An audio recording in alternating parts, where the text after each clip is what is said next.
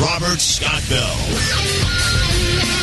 On Advanced Medicine Monday edition of the Robert Scott Bell Show, Liam Scheff was my very special guest and co-host along with my weekly guest, Dr. Rashid Bittar. And we carried through an additional segment because it got so fascinating and opened up a whole new realm of healthcare providers and doctors to information that they never were exposed to about the phantom retrovirus that may or may not even exist, the tests that don't detect what they claim it detects.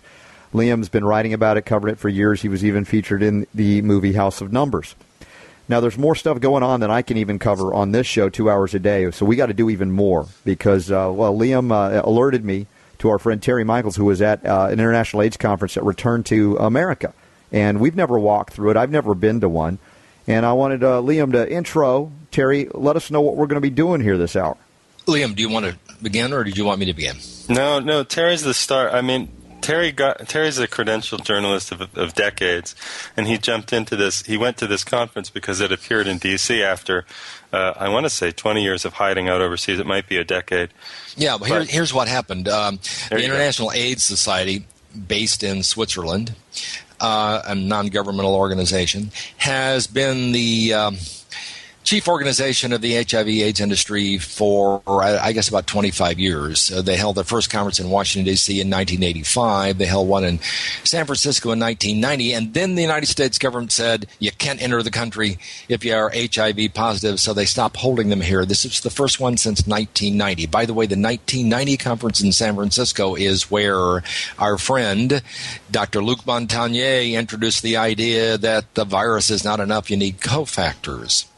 So finally, they decided to hold one here, and they had 23,000 of what I call the AIDS drug Fauci Fest coming to Washington. Almost all of them parasites on the HIV equals AIDS paradigm. You called it AIDS drug Fauci Fest. Yes, AIDS for obvious reasons. The drug companies also helped own and operate it. In fact, my media credentials had Bristol Myers Squibb on mine and 23,000 others. The little pendant that yes. The credential hangs from. Yeah. So that's the drugs. And then Fauci is, of course, our friend Dr. Tony Fauci, who heads for 28 years the National Institute for Allergy and Infectious Diseases. I call him J. Edgar Fauci, the longest-serving bureaucrat in the history of the universe. Wow. Well, it turns out that Fauci, with U.S. government funds, last October gave $7 million to this foreign-based advocacy group, and that didn't count the huge amount of airfare and hotel bills that were paid by the tens of billions in contracts that Fauci has given to the AIDS industry. So it's the AIDS drug Fauci Fest. It became sort of a tribute to Tony, and I'll talk more about that later. So Terry, if I may, I just want to be sure that I understood you correctly. He was in charge of X millions of dollars of U.S. taxpayer funds, however they were derived, and he sent them over to a Swiss non-governmental organization promoting pharmaceutical constructs of HIV causes AIDS. Absolutely, because Tony Fauci has for 28 years held the purse strings tightly on all, quote, AIDS, unquote, research. He has given probably at least... it's hard to estimate. The U.S. government has spent $370 billion in 30 years on HIV/AIDS. He has controlled the purse strings on what comes for the research and the clinical trials. He has probably given, $100 billion over the last 28 years to the AIDS industry. So anyway, they get this money. So, hey, you're getting the money from Tony. Of course, it's taxpayer money. Tony gets to control the whole damn thing. All of these 23,000 AIDS parasites coming to Washington, and he certainly did it. So here's how it started out for me. I applied for credentials as a director of the Washington Center for Politics Journalism, as a freelance writer on HIV and AIDS. So in early July, they denied me the credentials. So I went to the first day, Sunday, July 22nd, and appealed. I finally got confronted by a woman named Sean Bowen, who is the chief PR person for this Swiss-based International AIDS Society. The very first words out of this woman's mouth were, are you a denialist? And of course, she actually point blank she said. Actually said that. It bowled me over. I said, "Do they really actually use the language in public?" And I said, "No, I'm not a denialist. I believe in the Holocaust." And then it all went down from there. And she said, "Well, she said I didn't call you a denialist." And I said, "Well, what do you mean? I just asked you a question." And I said, "Well, let me tell you who I am." And she said, "Oh, we know who you are. We have researched you." Oh, no. Again, I just went bananas. They researched me. I didn't know whether to feel honored or whether to feel insulted. Anyway, we talk a while. She leaves, comes back in 10 minutes, and she says, "I've talked to people upstairs. We're willing to give you credentials. We'll make a deal if you will not interrupt the sessions." And I said, "Well, I'm 65 years old. I know how to behave myself." So she gives me the credentials, and I'm ready to go to cover the AIDS drugs Fauci Fest. So we can go wherever we want. I interviewed Robert Gallo. It was audio on bad audio. Interesting interview. He only was allowed to be at one session. Fauci completely cut him out of this. I was at two press conferences. One where I interviewed or questioned the clip you're going to play, Barre-Sinoussi, about her colleague Luc Montagnier's assertion that the body can clear itself. I went to a press conference with Julia Montaner, who's been feeding toxic chemotherapy to intravenous drug users in Vancouver for years, poisoning them, and now wants to feed them PrEP. And I interviewed the chief writer for the Washington Post, asking him why he's never covered Montagnier or any dissidents. And then finally, I interviewed the head of the D.C. HIV AIDS Administration, asking them whether they're going to tell doctors locally here in the epicenter of the HIV AIDS industry whether to give PrEP to HIV negatives. And he gave a very interesting answer. So we can talk about all those things and many others, but let me let you take it and you tell me what you want to talk about. Well, sure. Liam, first, what strikes me when we talked to Dr. Bitar on Monday about the concept of denialists and denialism, I mean, if anybody thought you were exaggerating, I mean, look, Terry was right there. They asked him, before we let you in, are you a denialist? Are you a denial? I mean, this is really stunning use of the language, and the woman didn't even blink as far as thinking about what she was asking. She was amazing, and she was the chief PR person. There was a young man named Sean Jane, a young gay man, South Asian American, who was very nice to me, and he sort of was the first person to reach me, no insulting questions, and then he calls in his boss, this Sean Bowen, who I think is Welsh, works out of Geneva, along with, I think they have about 600 staffers at the International AIDS Society in Geneva. You can guess where their money comes from. Drug companies, as well as Tony Fauci, and their own versions in some of their own governments. But anyway, it shocked me because I really didn't think they would actually, in my presence, ask me that question. It just bowled me over. Well, if I remember from House of Numbers when Bob Gallo was interviewed by our friend, he at one point got very uncomfortable when he was asked about origins and identifying and isolation and such. He says, clearly got disturbed by the question and suddenly took a defensive posture. Did he have that posture with you from the get-go? Did he know about you? Well, he did not know who I was at first. I explained it to him. I didn't right off say I was a dissident. But one of the things that I asked him first was what he thought of his former colleagues, Luc Montagnier's assertion that the body could rid itself of AIDS. Well, immediately he launches into denigrating Montagnier. He said, you know he's doing this, what is the alternative?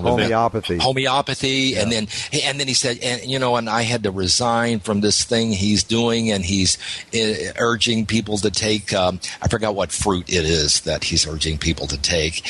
And, he may be making some money out of that. Really? Wow. He just disparaged him.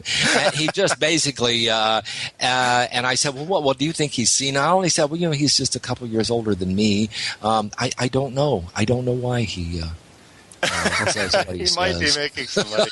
Yeah. Well, explain, Liam, why is that funny, honestly? Why that he would say that? I mean, it's absurd, but let everybody know.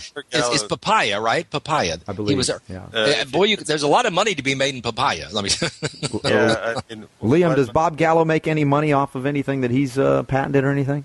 Well, he sold a cellular mixture of cancer cell proteins mixed with the blood cell proteins of 10 gay men from serum that he mixed, that his lab assistant mixed together. And he sold that as an HIV test to Abbott Labs in 1983. I don't know what he got. He's got to get an annual stipend of $100,000 just from that. He's made millions and millions and millions and millions and millions from these tests.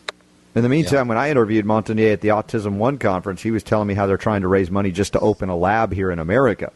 I don't think he was rolling in the dough yet. He was still promoting the use of antibiotics, so Bob Gallo should be happy about that. Speaking of antibiotics, I asked Gallo, I said, well, this idea of PrEP. And he said, well, I'm not on that bandwagon. And I said, well, let me ask you about it, though.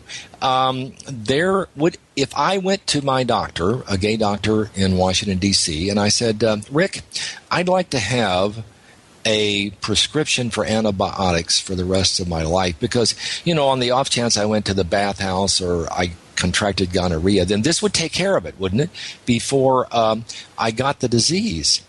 And, of course, I was setting him up there, and I said, now, if my doctor did that, would that not be medical malpractice? Okay. And Gallo's response was, you ask tough questions. Yeah. And then I got him to admit that he's not on the PrEP bandwagon. And the PrEP bandwagon, correct me if I'm wrong, is they want to put everybody on some form of chemotherapy preventively, even with no signs of any illness, based on the phantom HIV test.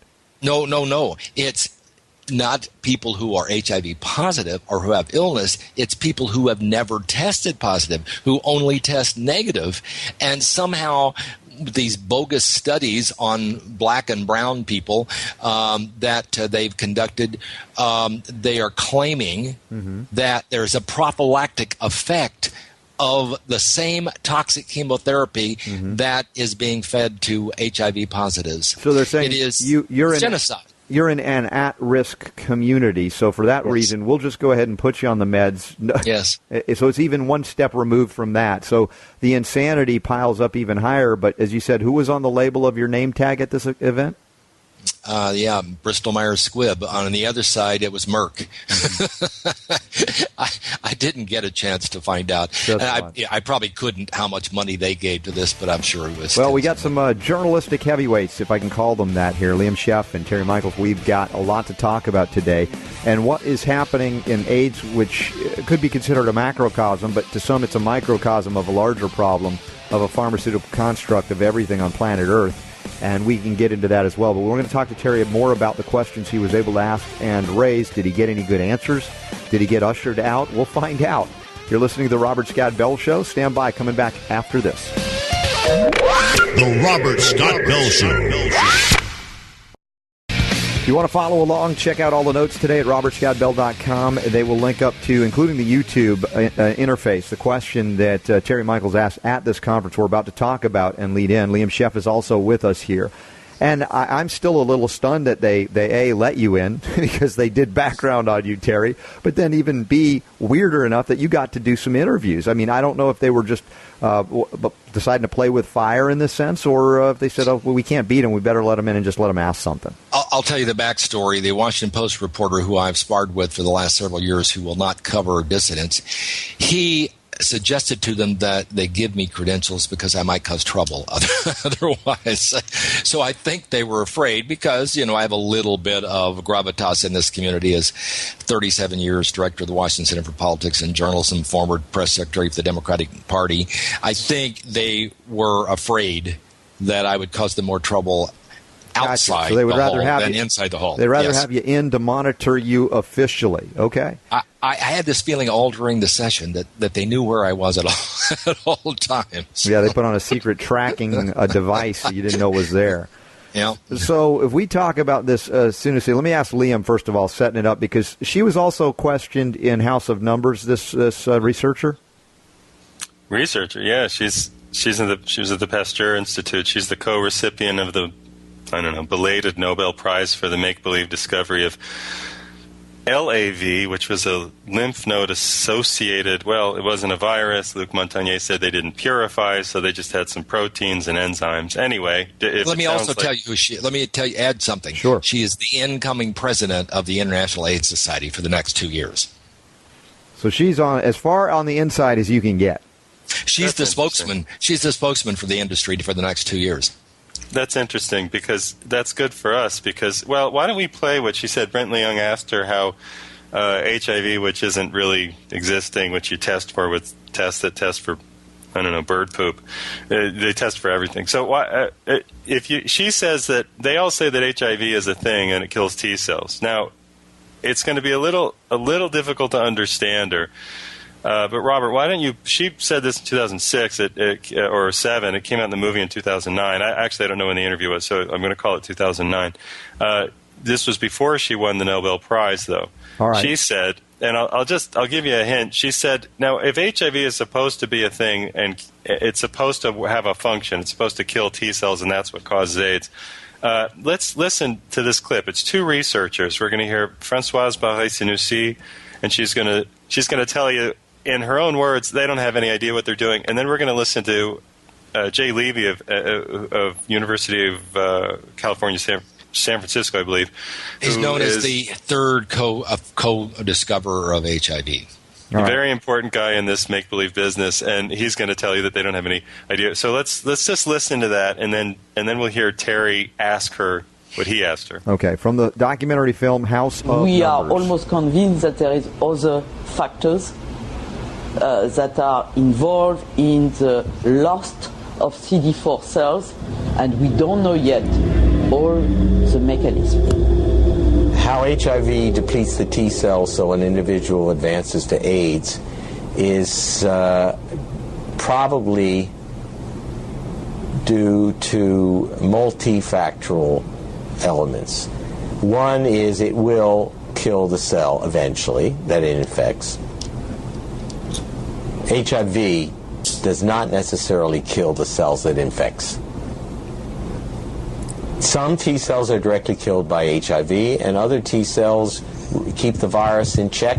It's a silent state within the cell, and I think in many cases these cells can return to a normal function. So it's multifactorial. It kills T cells, but it doesn't kill T cells. I think they got a bit of a confused problem going on. And the cells return to a normal function. Also, what Sinoussi said, what the woman at the top said, and this is the head of the AIDS whatever for the next 2 years, said, we are almost convinced. That's just a great use of language. We are almost convinced that there are other mechanisms involved in the loss of T cells. In other words, this thing that we've been testing for doesn't exist, and it doesn't do anything, and we still need just send more money. So Terry goes to the conference and he says, "Well, can we play Terry's question, and then we'll talk about." Let me set up what this was. This was a press conference at 1:00 Eastern Time on Thursday, July 26th, to be exact.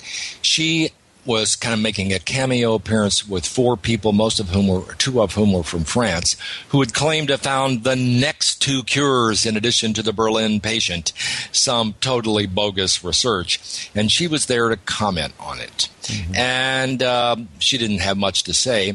And then they finished the press conference and asked for questions, and then I asked my question. All right, let's hear Terry's question now. My name is Terry Michael. I'm director of the Washington Center for Politics and Journalism. I'm freelance writer on HIV and AIDS from the perspective of a 37-year member of the Washington, D.C. gay community. My question is for Dr. Barre-Sinoussi. In late 2006, in a video interview, your co-winner of the Nobel Prize, Dr. Luc Montagnier, said, and this is an accurate quote, complete and in context, "We can be exposed to HIV many times without being chronically infected.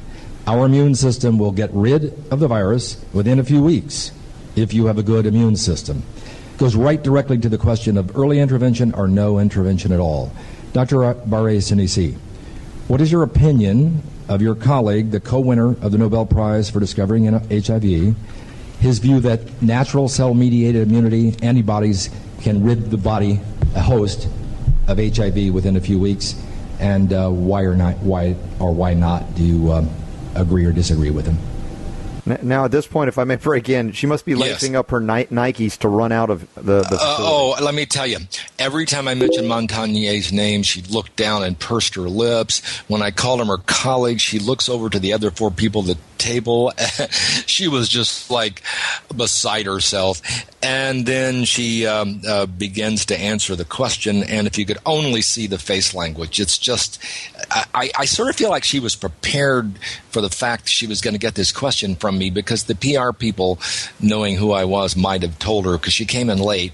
But in any case, it was just the video is precious, and I hope people can go online to see the link to that, which I hope you all will put up so that they can see for themselves on the YouTube how she looked. You guys want to hear what she said? It's kind of a fumble juggle. Here we go.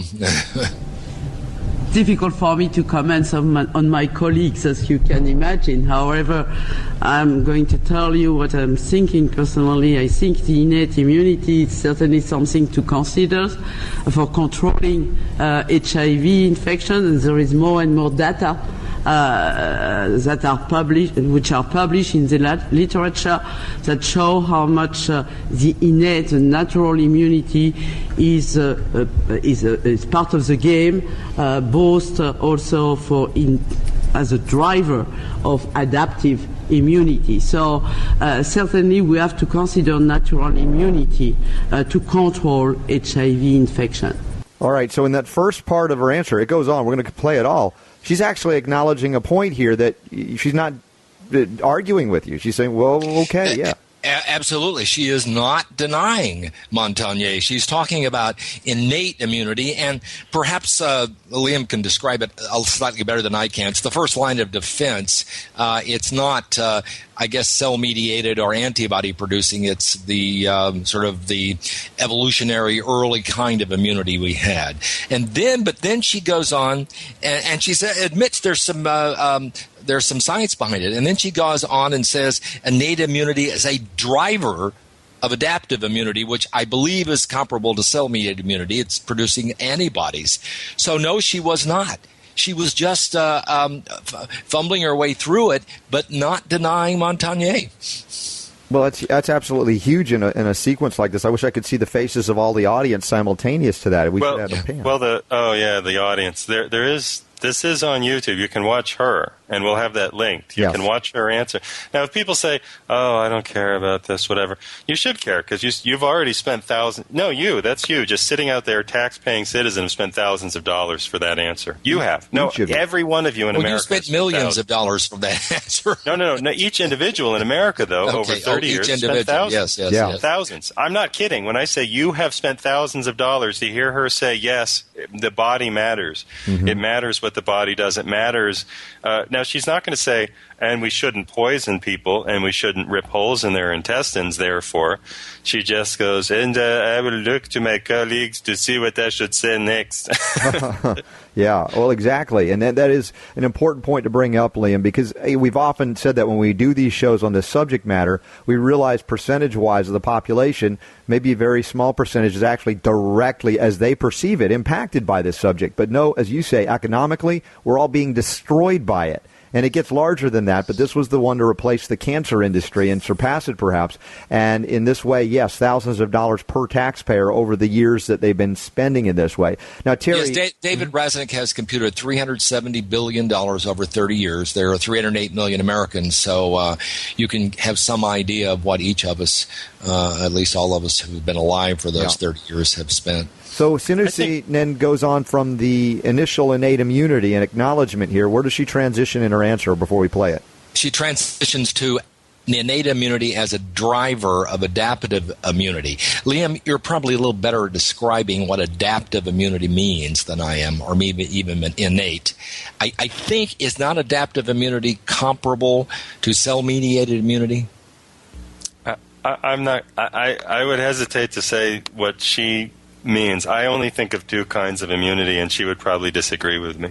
I think there's the intestine, which is the primary line of defense, which which all drugs seek to puncture by and destroying that's probably innate immunity, because that's I don't know what she means by it. And if they mean cell mediated, they start talking about interleukin, and they start talking about they like to study cytokine storms. Mm-hmm. I sometimes don't. Okay, well, let's not get in the weeds on that then, and let's just continue with what she said. But if she's if we do talk about adaptive, I think we'll probably all agree that we are talking about antibody production. And antibody production. Yes, adaptive immunity has to be an antibody, even if it's not comparable to cell. Right, but antibody production is like once the dog has your leg and is biting you, can you distract it with a bone? It's like it's not really. They considered that primary immunity for the longest time, and that's why I'm concerned about her language there. Because if you destroy the gut, you've let every pathogen that you breathe into your lungs and put in your stomach through food into your blood. Yes. And that's what the AIDS drugs do. So anyway, let's continue with her. Actually, we're going to take a break. When we come back, we're going to follow up with Sinoussi's response, where she goes with the immunity, as Terry Michaels was able to question her extraordinarily. And yes, we have the YouTube linked up so you can see it in context visually as well, but we'll get back to that and discuss it even more right here on the Robert Scott Bell Show with Liam Scheff as well. Stand by. The Robert Scott Bell Show. Could it be tens of thousands? Could it be hundreds of thousands per U.S. citizen being sent down a research rat hole that makes no sense, even yes, scientifically? That's what Terry Michael was asking directly and indirectly at the latest AIDS conference held in the United States. We're talking with Terry as well as Liam Scheff here. Help me get through all of this. He's questioning Sinoussi, one of the so-called co-discoverers, and now she's gone through agreeing with you basically on the question and premise of Montagnier. You can clear it if you got a healthy immune system. And once again, she's about to jump into, we're not so sure. Is it secondary immunity? Is it adaptive immunity? Anything else you want to do to set it up before we hear from her? Well, she basically did not disagree with Montagnier. She basically said, yes, there is some role for innate immunity, which evolutionarily is the primary line of defense. And then she said, as a driver of adaptive immunity, which is the kind of immunity you get from creating antibodies. They dig that more than anything, more than chicks dig the car. They dig adaptive immunity.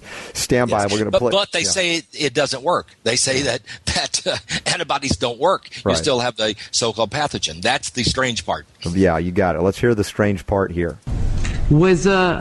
I know that there are several Montagnier, but not only Montagnier views that said that if you have a good immune system, then you can protect yourself against HIV infection. I think we don't have serious data to say that, in my opinion, today. We have to consider the data from the literature. When you are exposed to HIV, it depends to the amount of the virus that you are exposed. It's not only depending only of whether you have a good immune response or not. It's also depending of the amount of the virus that you are exposed. It's depending also of your genetic background. So there are a series of factors to be considered to say that you are more or less susceptible to HIV infection.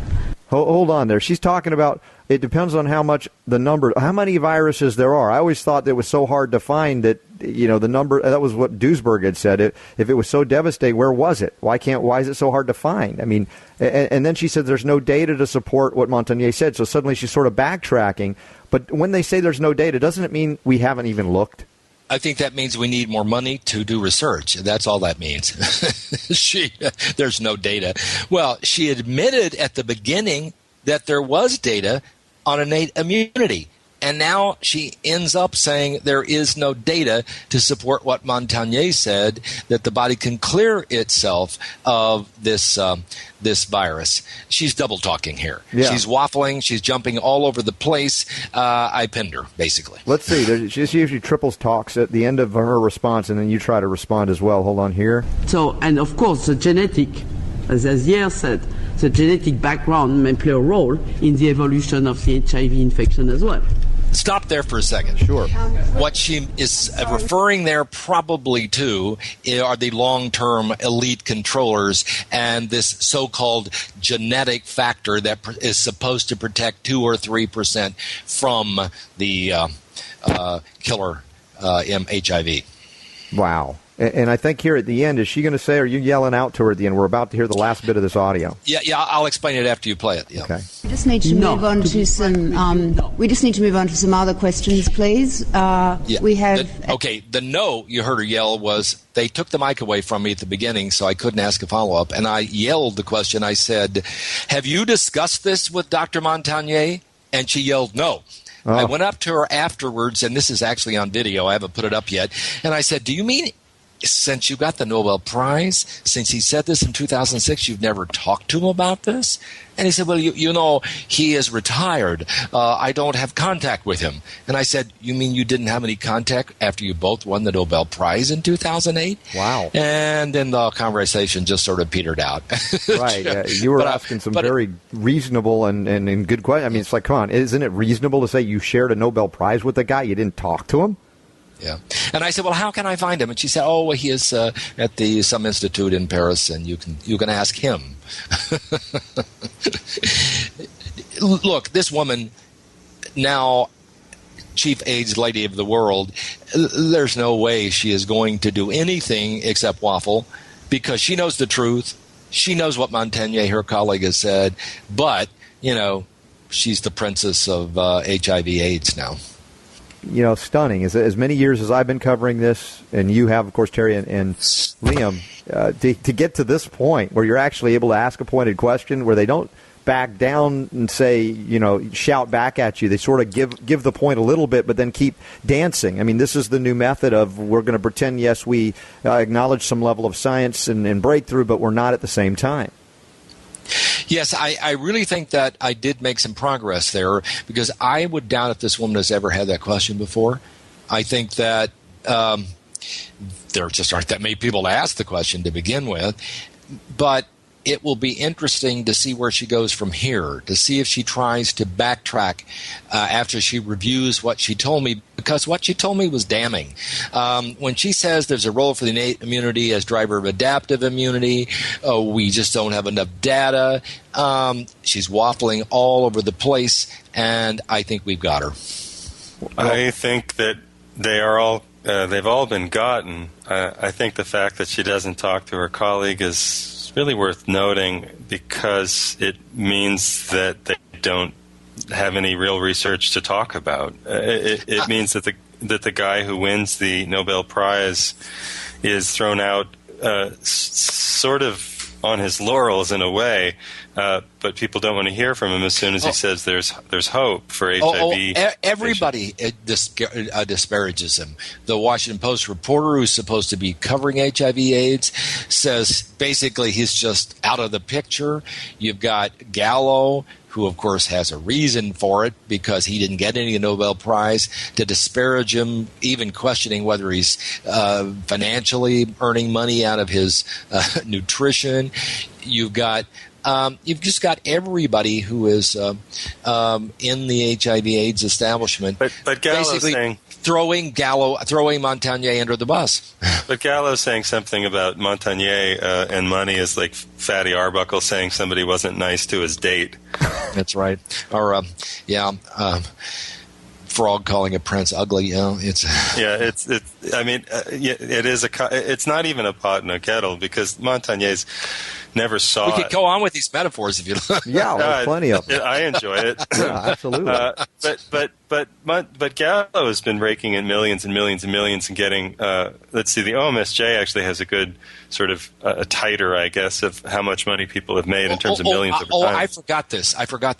Montagnier, Fauci. Mm-hmm. That's where you need to look for the money, because I just found that John C. Martin, the CEO of Gilead, the biggest purveyor of the poisons, it's a $17 billion industry. They sell $7 billion last year. John C. Martin was the 10th highest paid CEO in America last year, making $57 million. In 1990, Tony named him to his advisory board, his fellow Italiano John C. Martin. Mm-hmm. it's interesting how many Italians are involved in this, Gallo. I believe that it would be worth some investigators, maybe legal investigators' time, to go see what Fauci has earned by pushing Gilead's drugs, which is what he's done with PrEP, which is what he has done with the test and treat. He is fronting for Gilead, the biggest purveyor of the poison. Somebody needs to investigate J. Edgar Fauci in his 28 years as head of the NIAID. Isn't that incredible? 28 years. I mean, the whole AIDS reign really can be pinned on Fauci. I mean, I know Gallo's a crook and a crumb. Fauci is the... He's the Don. He's the evil, along with John C. Martin and the people at Gilead. Gilead, as I should have always pointed out, until 2000 was chaired by Donald Rumsfeld before he became defense secretary. During the time he was defense secretary, they sold hundreds of millions of dollars of Tamiflu, Gilead did, to the U.S. government, which was their other big cash cow until people began to understand it's worthless. This is a corrupt drug company. And it's the least known of all of them, Gilead, from the biblical balm of Gilead. Look where the money is, look at Fauci, look at John C. Martin, and a lot of dirt will be uncovered. Terry, from your mouth to God's ears. But do you see what, Robert? You see this? People think it's just about the AIDS thing. No, this is one of their perennial cash cows. Yes, they convince white liberal dumb bleep America to buy Project Red, buy Bono's crappy albums, and pin their red ribbons on to help their gay friends, who, by the way, are being poisoned to death in the gay ghettos by the drugs they're taking. Okay, and listen to that pig, I'm forgetting his name, the British singer. Elton John. Elton John. It's just, it is just absolutely mind-boggling. And the shoe salesman, Kenneth Cole. Right. Yeah. Kenneth Cole doing Everybody's Got AIDS. Okay, but you see, it sounds like it's just, it gets angry, and the words get angry because there's a lot, but so people walk away from it. Oh, it's about sex, it's about gay men, it's about this, it's about Africans. No, it's not. This is their cash cow. Then they do the same thing to everybody. The vaccine industry is the same. We're going to inject you with drugs that you don't need before you get sick. If you get sick from the drugs, we're going to lie to you and tell you it wasn't our fault.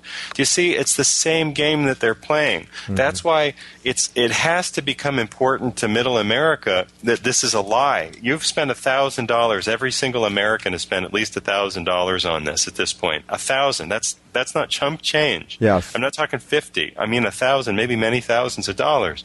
Now, and you've spent $250,000 on each person who have, quote, died of AIDS, versus maybe $2,000 or $3,000 on people who die of cancer and die of heart disease, which and that $250,000 buried them. That $250,000 was for the drugs that killed them. Yes.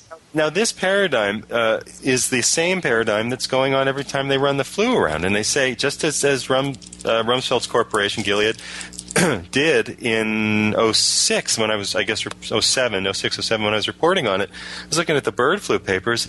They had nothing. It was all made up. They convinced the U.S. government, that's you, by the way, that's me, that's the people who pay taxes, to buy hundreds of millions of doses of Tamiflu, Same thing in 2008 with the swine flu. Absolutely nothing there. Nothing there, and we bought hundreds of millions of Tamiflu and $1 zillion worth of vaccine, almost all of which was thrown away. Terry, we got to take a break here. TerryMichael.net to learn more. Also, WCPJ.org. It's linked up in the show notes at RobertScottBell.com. We'll explain to you why as we wrap up next segment. This is all about preemptive war. Same from the Pentagon, from the pharmaceutical industry, here at home. Doesn't matter. This is what this is about. We'll be back after this. Making sense out of medical propaganda. Here's Robert. I mentioned that this was about preemptive war. Liam brought up last segment about the vaccine issue. Yes, we'll give you a medicine, a drug, a toxic substance so that you don't get sick. When you get sick, we'll deny it has anything to do with it, or else we'll claim, well, you would have been dead if we hadn't have done it. And we see that in terms of the flu shot.